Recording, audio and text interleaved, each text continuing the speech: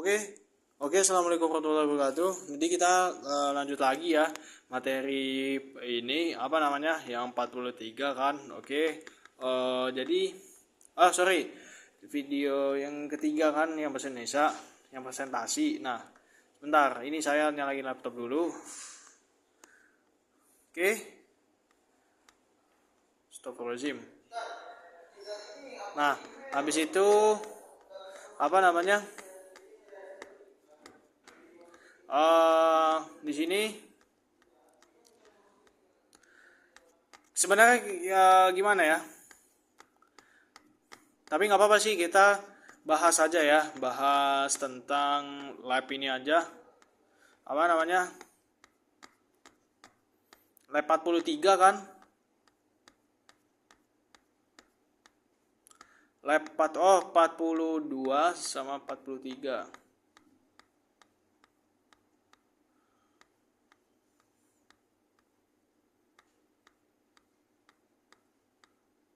Oke, sekarang kita ke bab 7 ya, bab 7 routing. Langsung aja ke routing ya.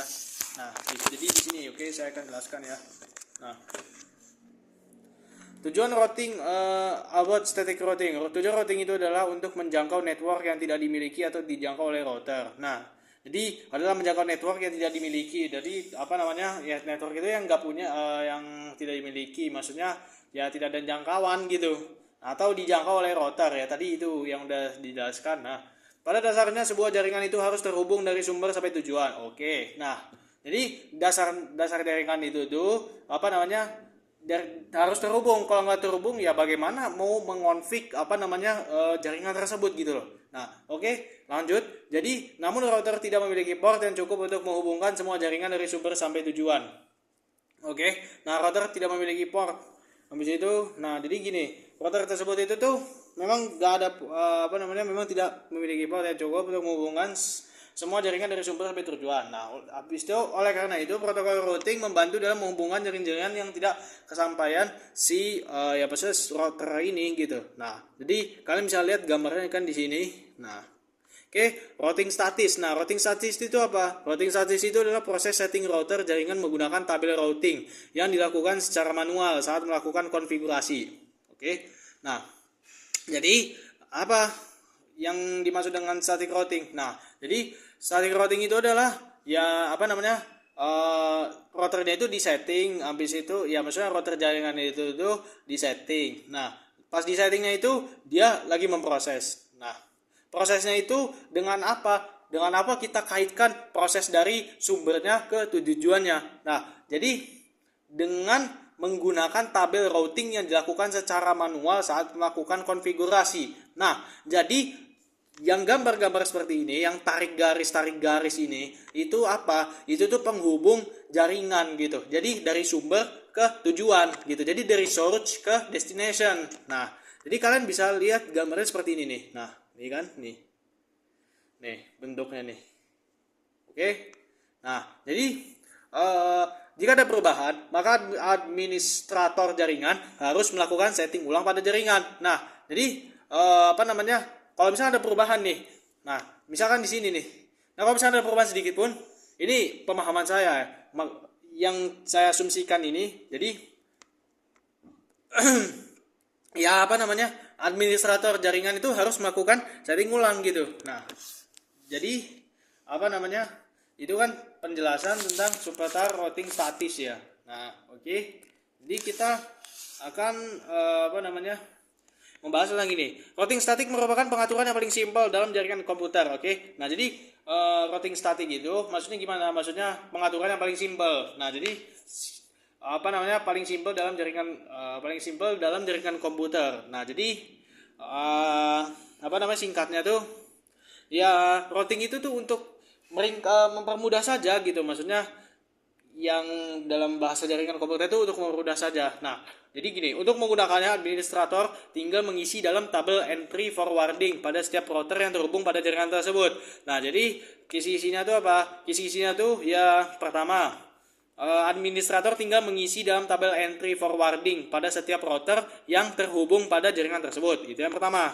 Nah, kita lanjut lagi sini. Penggunaan routing statis cocok untuk jaringan internet berskala kecil. Untuk jaringan yang skalanya besar tidak disarankan menggunakan routing statis.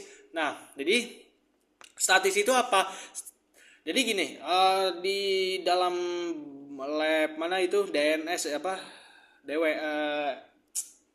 Saya lupa namanya. Apa namanya? DNS kayaknya, DNS ya. Ada dinamik, ada statik gitu. Nah, jadi dinamik itu apa? Dinamik itu mengkonfigurasi secara otomatis gitu ya. Kalau statik itu secara apa? Secara manual. Nah, jadi gini. Penggunaan routing statis cocok untuk jaringan internet berskala kecil. Untuk jaringan yang skala besar tidak disarankan menggunakan routing statis. Oke, langsung saja kita ke kelebihan dan kekurangan routing statis. Nah, kelebihan routing statis. Kelebihannya apa? Kelebihannya meringankan kinerja dari prosedur router. Prosesor router, karena pemrosesan sudah tersebar pada setiap router. Oke. Nah, habis itu menghemat bandwidth karena tidak ada bandwidth yang terbuang saat terjadi pertukaran paket. Lalu yang ketiga apa? Memperoleh informasi dari isi tabel routing pada saat terjadi proses tukar-menukar paket. Oke, itu yang ketiga. Yang keempat, routing statis lebih aman. Yang kelima, administrator bebas menentukan jalur jaringan. Nah, oke. Jadi gini, kekurangan routing statis. Nah, kekurangannya apa? Network admin harus mengetahui segala informasi tentang router yang tersambung. Habis itu apa? Habis itu hanya bisa untuk jaringan berskala kecil. Nah, yang tadi yang dijelaskan barusan. Nah, jadi yang berskala kecil itu tuh pasti statis. Kalau misalkan jaringan yang nggak kecil, berarti bukan statis. Berarti apa? Dinamik. Nah, konfigurasi lebih rumit apalagi kalau banyak komputer yang terhubung. Ya, memang gitu. Karena kan memang manual, bukan otomatis gitu. Karena yang tadi gambarnya seperti ini nih. Yang ini nih. Nah, ini manual nih. Oke, langsung aja kita lanjut ya. Membutuhkan waktu konfigurasi yang lebih lama. Nah, jadi memang iya karena manual itu lama gitu loh. Kalau otomatis itu kan cepat ya. Nah, jadi kalau manual itu lama gitu. Memang sudah hukum alamnya seperti itu. Kalau manual itu pasti lama, kalau otomatis itu berarti baru gitu ya. Maksudnya cepat gitu ya, matic gitu. Nah, sama ibaratnya sama kayak motor manual sama motor matic. Nah, motor manual itu kan kecepatannya beda sama motor matic. Nah, otomatis kalau diadu motor matic sama motor manual, ya kecepatan siapa? Ya kecepatan matic. Karena matic itu apa? Matic itu dia otomatis langsung bisa digas. Kalau misalkan yang manual itu dia butuh yang namanya mendorong gigi, habis itu menarik gigi gitu kan, seperti yang kalian tahu gitu. Nah, oke, langsung saja lanjut. Gini, jika ada jalur yang rusak jaringan akan terhenti. Oke, nah jadi gini, dalam tadi ya garis-garis tersebut itu butuh namanya ketelitian gitu ya, ketelitian dalam mengonfig gitu. Ini yang manual nih, butuh ketelitian nih. Oke, nah habis itu kita langsung ke lab 44 ya. Oke, nah jadi gini, lab 44 itu apa? Static route. Nah, static route itu maksudnya gimana? Nah, jadi gini, saya akan jelaskan.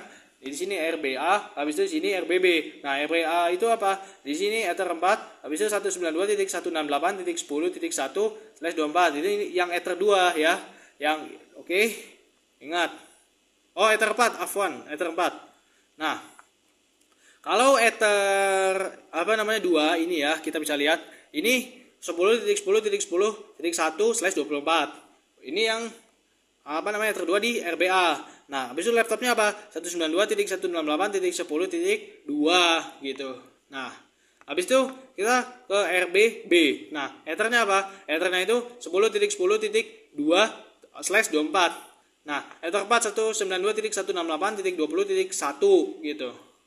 Nah, jadi saya akan jelaskan ya. Ini kenapa kok 1? Karena 1 ini setahu pemahaman saya itu adalah IP gateway. Kalau 2 ini apa? IP address gitu. Nah, jadi kurang lebihnya seperti itu. Ya. Jadi kayak per ether itu tuh beda loh, beda IP-nya gitu. Nah, kita reset. Nah, bisa reset. Nah, bisa lihat sendiri. Nah, di RBA pasang address. Nah, 192.1 di Ether 4, 192.168.10.1/24 di Ether 4, 10.10.10.10.1/24 di Ether 2. Nah, jadi ya seperti ini nih. Oke, di RBB pasang address 192.168.20.1/24 di Ether 4. Oke, habis itu 10.10.10.2/24 di Ether 2. Nah, jadinya apa? Jadinya seperti ini nih. Nah, habis itu baru ping kita. Nah, oke, hasil awalnya gagal. Nah, berarti kita bagaimana caranya? Ya sudah, kita bisa lihat terdapat pesan yang menunjukkan destination net unreachable. Nah, jadi gini, buat static route di RBA. Nah, jadi kita singkat saja ya. Jadi seperti ini, tekan IP, tekan routes, habis itu tekan plus. Nah, pokoknya seperti ini. Nah, habis itu sini kita bisa lihat. Nah, hasilnya itu ini destination address-nya, ini gateway-nya. Oke, nah habis itu kita ke route list. Nah, route list-nya itu apa? Nah, route list-nya itu seperti ini, DAC, AS. Nah, jadi seperti ini nih. Oke, nah buat static route di RBB. Nah, itu gimana? IP routes. Nah, gini seperti ini seperti biasa. Habis itu di sini general, di sini address-nya, habis itu sini gateway-nya seperti ini. Habis itu route list-nya apa? Route list-nya ini AS. Nah, habis itu apa? Test ping. Nah, test ping itu gimana? Jadi ping 192.168.10.1. Nah, oke, jadi seperti ini adminnya. Nah, oke, jadi saling ping. Jadi seperti ini dan selesai. Ya, alhamdulillah. Terima kasih sudah menonton video ini. Assalamualaikum warahmatullahi wabarakatuh.